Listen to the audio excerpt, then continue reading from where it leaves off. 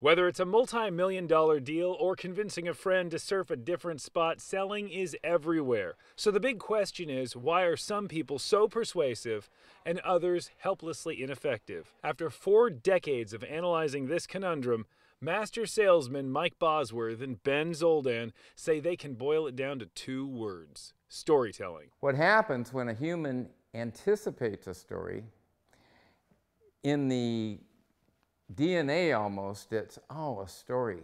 I can relax. I don't have to do anything. I don't have to make a decision. And in that moment, Mike says a connection is made. Zoldan came to this conclusion as well while looking back on his past failures and successes. How did we make those sales? It was never the things that the training departments were teaching us. It was never out of the sales book. Zoldan says once he realized all of his corporate sales training techniques were failing, he came to an awkward moment. Told my wife, honey, I think we're onto something here. Like, we're going to go teach emotional connection and vulnerability and listening to me. And she looked at me and said, you're going to teach what? In that moment, a new type of sales training was born. They call it Storyleaders. The training is simple but not easy.